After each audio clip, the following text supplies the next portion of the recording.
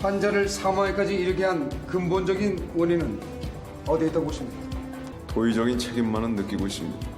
어떠한 잘못이나 책임이 없다는 뜻입니까? 굳이 대답을 원하신다면 그렇다는 말밖에 할 수 없겠네요. 다 거짓말이에요! 퇴정시키세요.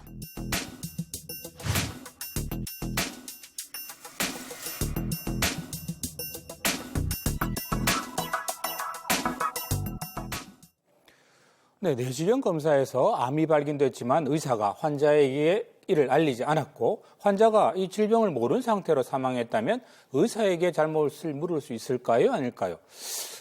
법정보다 뜨거운 변호사들의 토론 변대변 김은퇴, 황민호 두 분 변호사와 함께 이야기 나눠보겠습니다.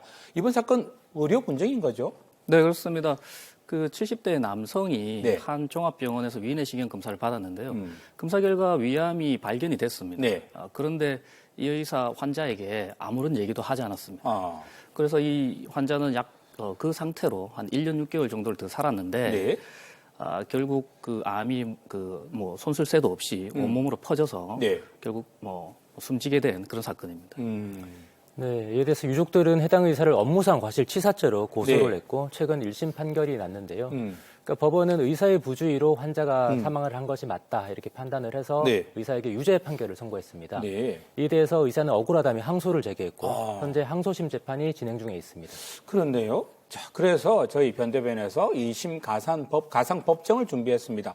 의사의 부주의로 환자가 사망한 게 맞는지 과실치사 여부를 저희들이 한번 따져볼 건데요. 과실치사가 맞다는 입장은 김은퇴 변호사께서 맡아주시겠고요.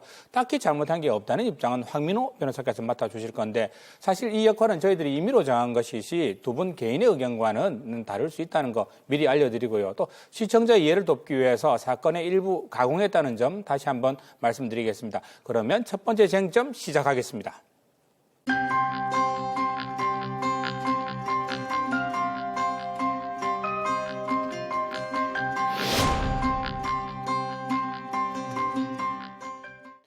조금 더 그럼 구체적으로 이거 의사가 뭐를 잘못했다는 이야기인가요? 그 환자 입장에서는 당연히 네. 그 자신의 몸에 이상이 있는지 없는지를 확인하기 위해서 네. 위내시경 검사를 받은 것이고요. 네. 그 검사 결과 또 위암이 발견이 됐습니다. 아. 그럼에도 불구하고 이 의사는 환자에게 네. 그러한 내용, 즉 그 검사 결과를 알리지 않고 숨겼다. 이게 문제거든요. 심지어 그 검사 이후에도 이 환자는 수차례에 걸쳐서 병원을 찾아갔는데 방문을 네. 했는데 그때마다 이 의사는 환자에게 별다른 얘기는 하지 않고 단지 위장약 처방만 네. 했다고 합니다. 그렇다 보니 당연히 환자로서는 자신의 몸에 특별한 이상이 없다, 건강하다 그렇게 생각을 했는데 네. 그 사이에 암이 온몸 전체로 퍼지게 된 것이죠. 이 환자는 70대 중반의 고령에 네. 또 이미 2차례나 암 병력이 있었고 또 고혈압과 당뇨 등 지병까지 있었던 그런 환자였습니다. 네. 이런 분에게 위암 선고는 사실상 사형 선고나 다름없었을 텐데요. 네. 따라서 의사는 이 환자가 아닌 보호자에게 이 사실을 알려야 되겠다라고 생각을 해서 네. 이 환자에게 보호자와 함께 오시라 이렇게 수차례 말씀을 드렸지만 이 환자분은 끝내 혼자서만 계속 오셨다고 합니다. 그러면 보호자를 만날 수 없어서 검사 결과를 통보할 수 없었다 이런 주장인 건가요? 네, 그렇습니다. 보통 이 정도 상황이 되면 네. 의사들은 그 환자와 가족들이 치료를 적극적으로 할 의지를 좀 이렇게 상실했다 이렇게 네. 많이 판단을 하거든요. 아하. 그래서 의사는 이 극심한 통증을 겪고 있는 환자에게 좀 통증이라도 덜어드리려는 차원에서 이렇게 속에 좋은 이렇게 위장약을 처방해 드렸던 것이죠. 근데 사실 그 환자가 미성년자도 아니고 네. 보호자를 동반하지 않았다고 해서 검사 결과를 알려주지 않았다 있을 수 없는 일이고요. 아하. 보호자가 없다고 하더라도 이런 중한 네. 결과가 있을 경우에는 환자에게 당연히 알려줬어야 됩니다. 그리고 이 환자는 검사 이후에도 계속적으로 이 병원을 방문했는데 결국 그것은 그 환자의 몸 상태 어디에 좀 불편했다는 것이고 네. 이걸 좀 치료받기 위해서 갔을 것인데 그 점에 대해서 전혀 지금 의사는 얘기를 전혀 안 했던 거거든요. 네. 그 환자가 만약에 자신이 불편하기 위해서 갔으면은 그 부분을 좀 지켜봤어야 되는데 네. 그 부분을 놓친 부분이 좀 안타깝고요. 그리고 사실 의사가 그 환자를 진료할 경우에는 네. 그 진료 내용을 그 진료 차트 의무 기록에 남기도록 되어 있습니다. 네. 근데 이 사건의 경우에는 그런 내용이 전혀 의무 기록에 남아 있지 않는 겁니다. 이거 그러면 환자에게 병을 알리지 않았고 또 이 내용을 차트에도 기록해 두지 않았다 이런 이야기인 것 같은데 다시 말해서 의사가 본분을 다하지 않았단 말씀이신데요. 자, 그럼 여기서 두 번째 쟁점 열겠습니다.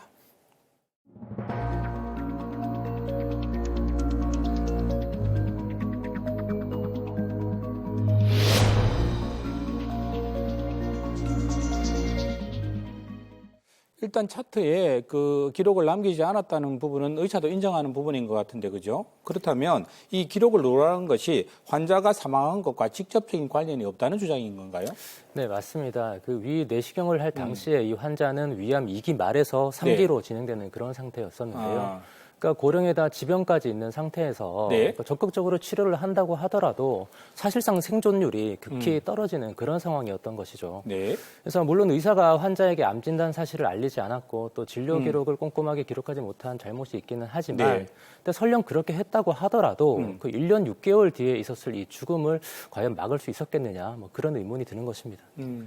근데 사실 이런 그 의사의 주장이 좀 변명으로 들릴 수밖에 없는 게 사실 그 내시경만으로 그 생존율이 그렇게 낮다? 네. 어떻게 장담을 할 수 있겠습니까? 적절한 치료도 해보지도 않고요. 네. 그리고 사진이나 그 내시경상으로 볼 수 있는 그 암의 진행 단계는 네. 실제 수술을 해서 개복을 했을 때 볼 수 있는 진행 단계가 상당히 많이 다를 수가 있는 겁니다. 그리고 현재 그 의료 수준, 암 수술에 대한 의료 수준이 상당히 높지 않습니까? 네. 그렇기 때문에 이 사건의 경우에도 그 당시에 적절한 치료를 받았더라면 네. 완쾌됐을 가능성이 상당히 높습니다.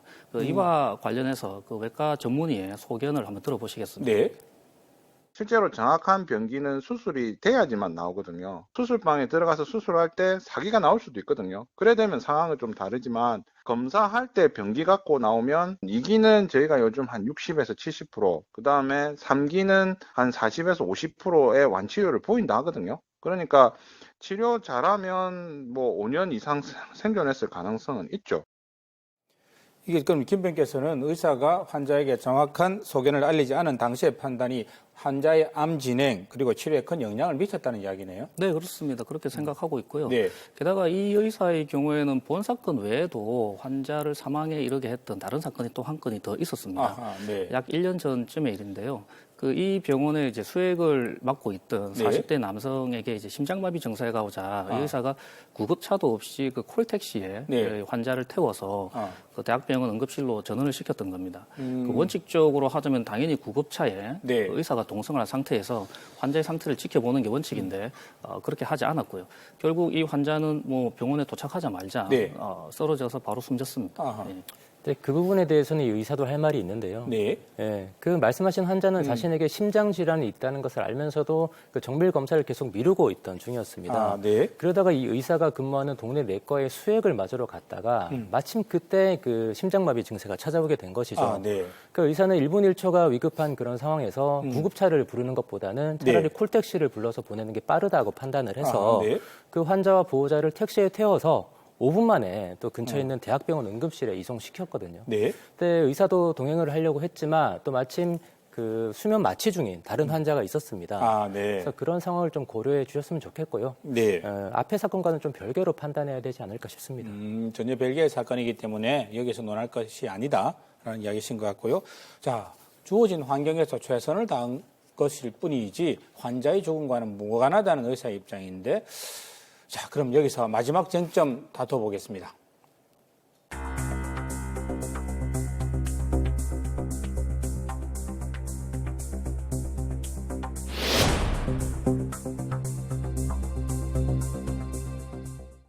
자, 1심 재판부가 의사에게 그럼 유죄를 선고를 했습니다. 이게 보통 의료 분쟁에 있어서 환자가 의료진을 상대로 소송해서 이기기가 쉽지 않다 뭐 이런 이야기가 많지 않습니까? 이 경우는 어떻게 이례적인 걸로 봐야 되는 걸까요? 네, 그렇습니다. 그 의사가 나름대로 최선을 다해서 진료를 하지만 네. 그 아무래도 환자의 생명과 신체를 다루는 일이다 보니까 이와 같은 의료 사고들이 종종 발생하거든요. 네.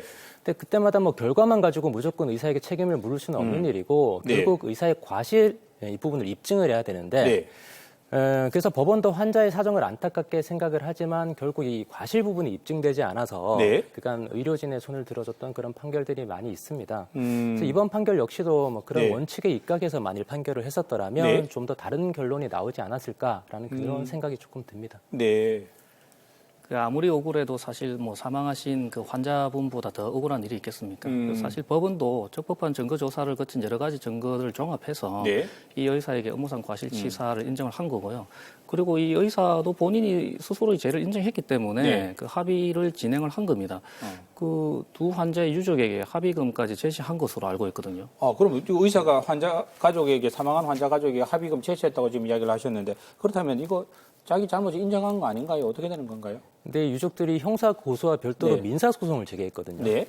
그래서 의사는 형사적인 책임은 인정하지는 않았지만 민사적으로는 일부 좀 책임을 지기 위해서 합의금을 제시를 했던 겁니다. 네. 근데 유족들이 민사 합의금은 따로 또 형사 합의금은 따로 이렇게 별개로 요구를 했거든요. 그래서 우리가 보통 합의라고 하면 네. 민사와 형사를 같이 하게 되고 또 형사 고소를 취하하는 것이 보통인데 그 유족들은 그것을 거부했던 것이죠. 그래서 이 의사가 합의금을 제시하기는 했지만 네. 끝내 합의에는 이르지 못했던 겁니다.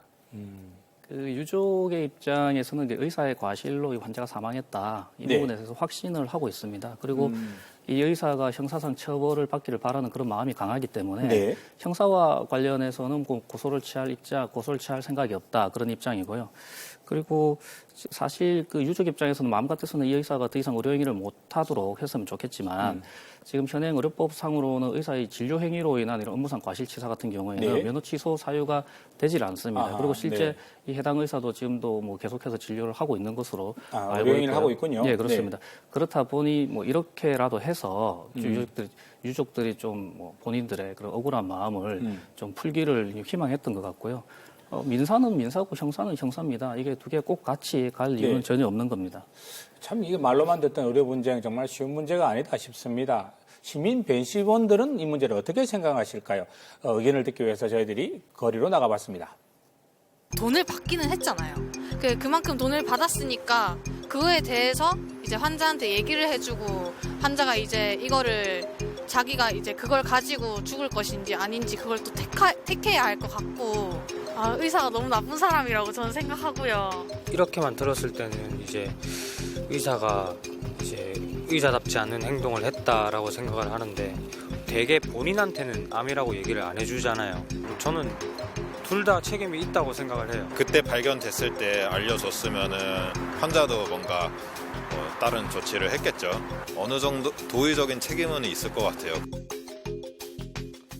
네, 시민들은 일단 약간 사망한 유족 측 편을 좀 드시는 것 같아요. 시민들 의견 들어봤고요. 자, 이어서 최후 변론 듣겠습니다. 먼저 김 부위원부터 해주시겠어요? 예, 사실 의사라는 직업은 고도의 그 의료 행위를 수반하는 직업입니다. 네. 그렇기 때문에 이 의료 사고의 위험성이 항상 상존하고 있습니다. 하지만 이런 의료 사고가 발생할 때마다 변명으로 일관하면서 뭐 자신의 책임을 좀 당시의 상황을 좀 모면할 것이 아니고 네. 잘못이 있으면 순순히 시인하고 유족들에게 용서를 구하는 그런 의사들이 정말 시민들이 진정으로 바라는 그런 의사가 아닐까 그런 생각을 합니다. 네, 뭐 의사에게 고도의 주의 의무가 요구된다는 사실 자명합니다. 그래서 오랫동안 공부하고 또 혹독하게 훈련을 받는 것이겠죠. 근데 아무리 최선을 다한다고 하더라도 인간의 힘으로 또 어떻게 할 수 없는 부분들이 간혹가다 발생을 합니다. 그때마다 의사에게 일일이 책임을 따져 묻기 시작한다면 의사들이 과연 환자들을 제대로 진료할 수가 있을까요? 우리 모두가 이 문제에 대해서 한번 같이 고민을 해봐야 될 것 같습니다. 예, 참 의사란 직업, 생명을 다루는 일인 만큼 더 많은 책임과 또 의무가 필요한 직업이고 그래서 더 존경을 받는 직업이 아닌가 합니다. 법정은 이분께 어떤 판결을 내릴지 또 2심 결과도 저희들이 궁금해집니다. 시사만사도 관심 있게 지켜보겠습니다. 김문태, 황민호 두 분 변호사 고맙습니다. 네, 코로나19가 대구의 지역사회 감염으로까지 확산된 가운데 대유행이라는 용어까지 등장했습니다. 이제 부산, 경남만 청정 지역으로 남아있을 가능성은 점점점 낮아지고 있습니다. 마스크 착용, 기침 예절 다시 한번 점검하면서 잘 먹고 또 잘 주무시는 생활 속에 건강관리까지 지켜야겠습니다. 30분 후 이어지는 뉴스 아이도 여러분 많은 시청 바랍니다. 시사만사는 내일 이 시간에 다시 찾아뵙겠습니다. 시청해주신 여러분 고맙습니다.